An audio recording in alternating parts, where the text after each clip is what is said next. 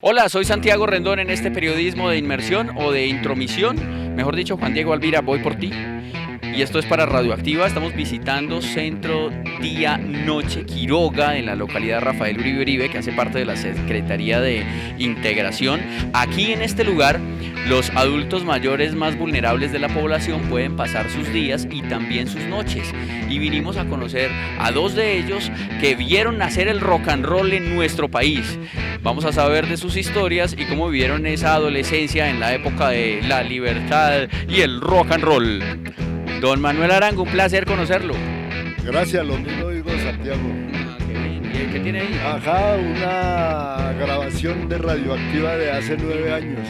Y, don Carlos, ¿cómo está usted? ¿Qué más, Santiago? ¿Cómo le va? Aquí cumpliéndole la cita para la entrevista y a mostrarle el disco del primer festival que hubo aquí en Bogotá, Colombia, en el cual yo aparezco en la carátula. Bueno, entonces vamos a conocer esas y más historias aquí en Centro Día Noche Quiroga. ¿Listo? Cuéntenme cómo llegó el rock a sus vidas y en qué momento.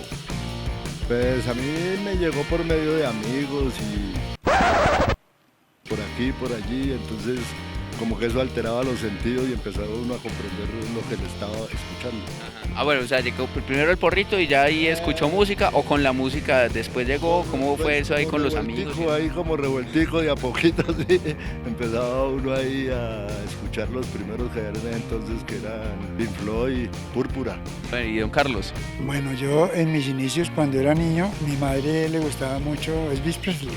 Entonces, como ella tenía los discos de Elvis Presley y no se perdía ninguna película de ese señor, ella me llevaba de la mano a verlo y eran casi películas como musicales.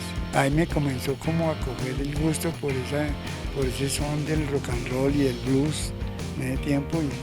Y ya cuando tenía yo 10, 12 años ya comencé a escuchar a los Beatles, a los Rolling Stones.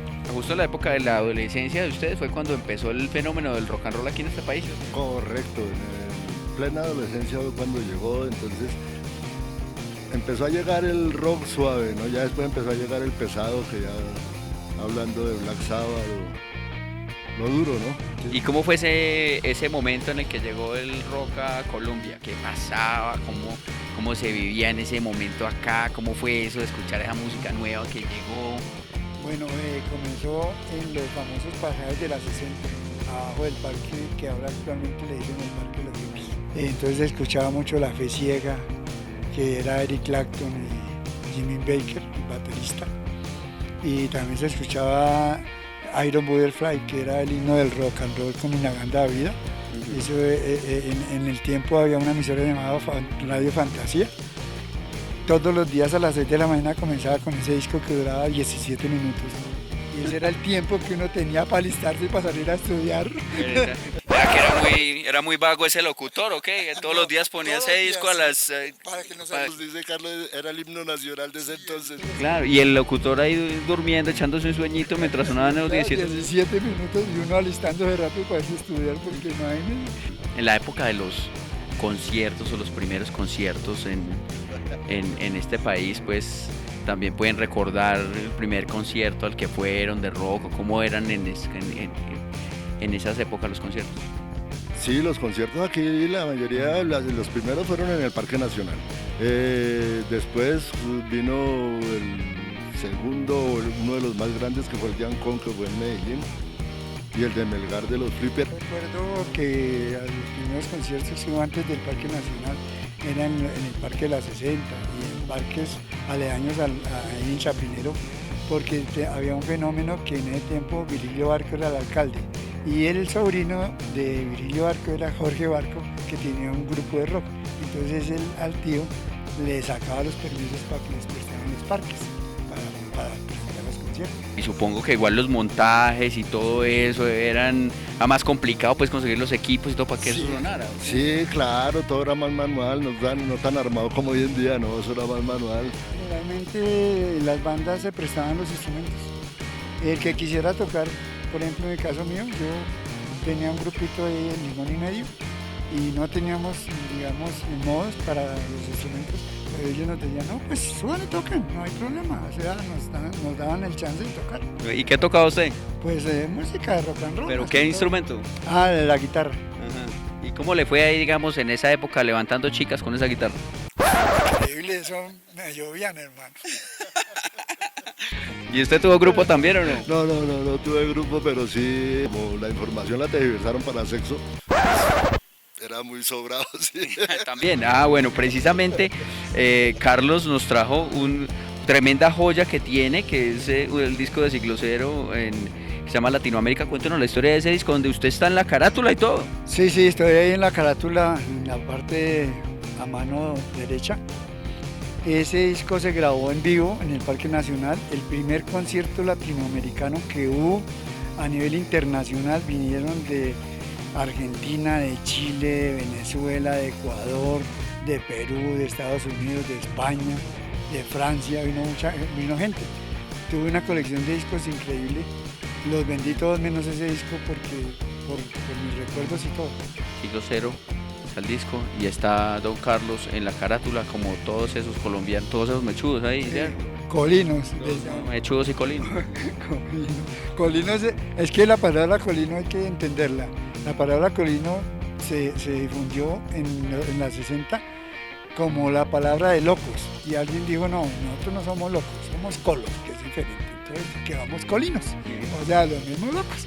Aquí está Carlitos Colino, véalo. ¿Cómo conseguían la música en ese momento? Cuando empezaron a llegar, pues como los, no sé, discos o cassettes, o cómo había almacenes, o cómo era eso. No, el acetato en ese momento no habían disqueras, aquí formaban unas caseticas en la 19, uno iba y les pedía, venga, mire, busque metal, y entonces, venga, en 8 días lo tengo, y uno volvía y se lo tenían, o le grababan se me olvidó cómo llaman esas cinticas. ¿Un cassette o qué? En los casetes, sí. Imagínense, uno en este momento busca en internet y sale la canción inmediato y a ustedes les toca esperar 8 días. No, y también habían un disco, por ejemplo, el disco La Rumbita. Usted iba allá y allá encontraba, habían discos, los más recientes, ¿no? Los antiguos sí tocaba ir allá, como dice él. Cuando uno era coleccionista, le encargaba, consíganme discos que sean de americanos o de españoles o franceses, y ellos le conseguían los discos a uno también. Como usted, pues su mamá oía a Elvis Presley, ¿cierto? O sea, supongo que desde su casa entonces no hubo nunca ningún problema con el rock and roll. No, siempre me apoyó mi mamita porque ella era rock and rollera. ¿Y usted? ¿Cómo fue su historia? No, la historia mía sí es diferente porque mi familia era música chucuchuco. Sí, entonces ya un poquito lo repelían a uno un poco más. Entonces ya le tocaba a uno salir a los parques o a las casas de los amigos que la escuchaban para no poderla escuchar. ¿Y le dijeron en la casa de usted está escuchando música satánica o qué? No, en el principio no era satánica porque como al principio no alcanzó a llegar Black Sabbath. Ya cuando llegó Black Sabbath sí ya le decían a uno, espere, ¿qué es eso?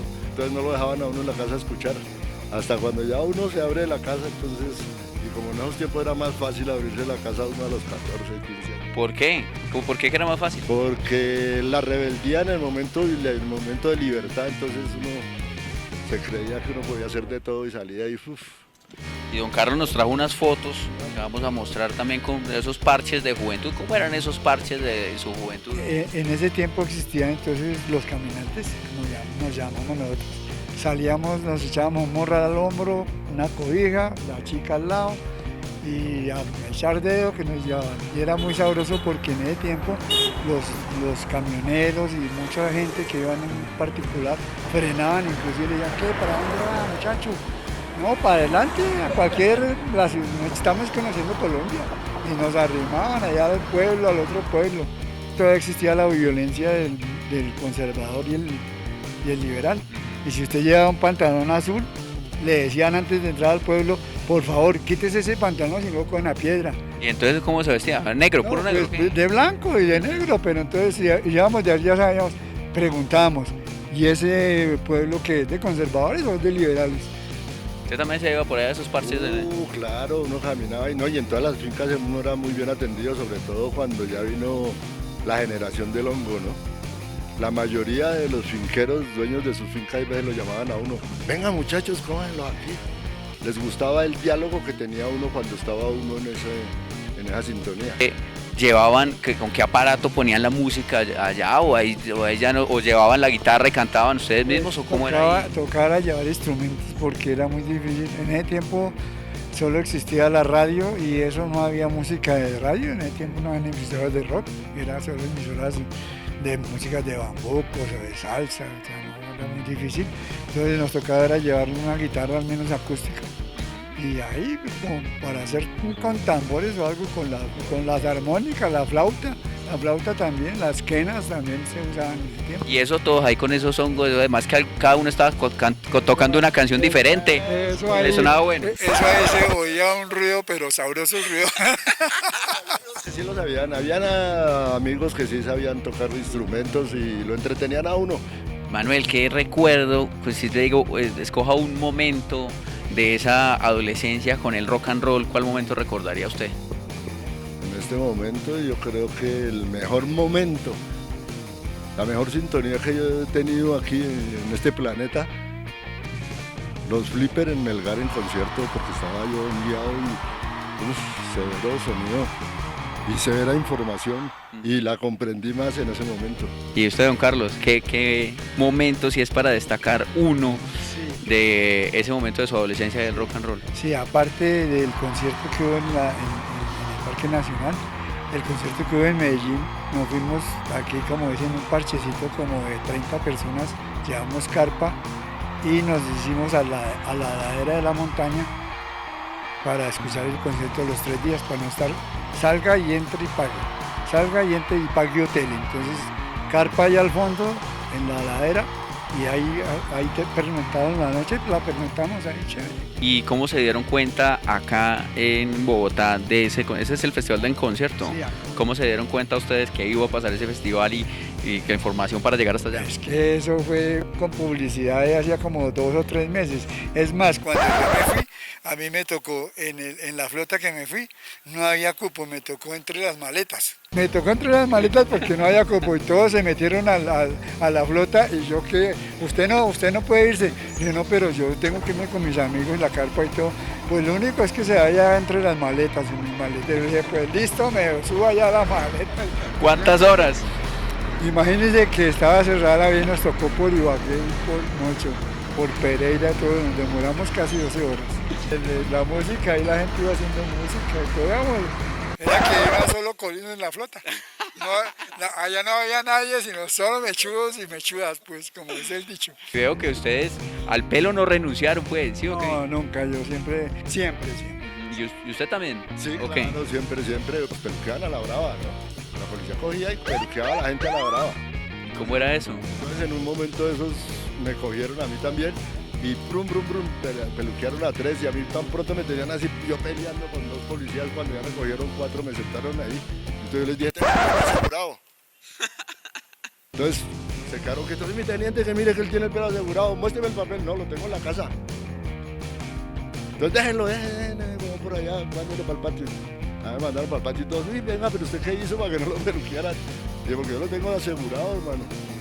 Sí, entonces cuando dijeron asegurado, ¿cómo así asegurado? Sí, asegurado a la cabeza. Porque plata.